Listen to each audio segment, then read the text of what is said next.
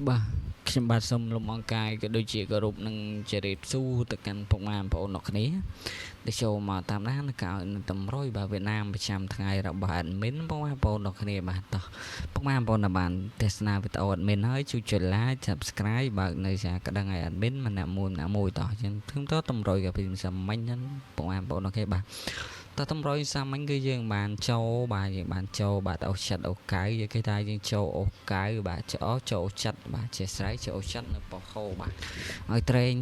76មក71បាទឲ្យ89អត់មានទេបាទ95ក៏អត់បាទត្រូវតែខ្ទុយ5បាទមក25 35 15ត្រូវតែខ្ទុយហើយក្របធំស៊ីមកក្របបាទ345ចេញ343គុណស៊ីមកគ្រាប់បងប្អូនគេតោះយើងបានចូលអូចិត្តដែរបាទចូលចិត្តពហោតោះ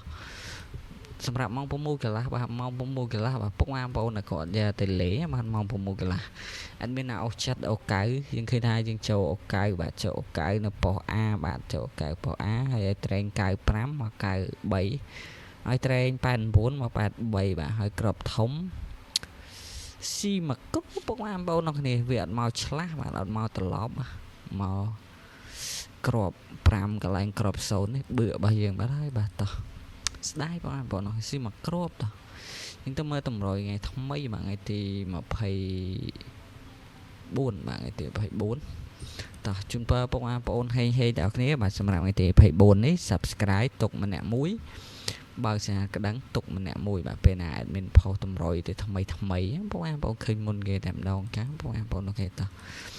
admin សំលុបតម្រុយចាស់ចោលសិនបងប្អូនអូខេបាទវីដេអូនេះ admin record រឿងលឿនទេបាទដោយសារតែទោះបីយើងនិយាយយូរក៏យើងឲ្យតម្រុយក៏អញ្ចឹងតោះតើអុកខ្ទង់ថ្ងៃនេះ admin អុក8អុក9បងប្អូនអូខេបាទអុកពីខ្ទង់អុក8អុក9ហើយសម្រាប់ក្របត្រេងមាន86បាទ9គុត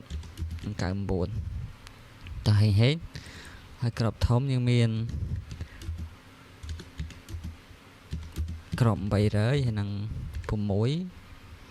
54គុណបាទតោះជូនពរហេងអរគុណច្រើនបាទជម្រាបលាបាយបាយ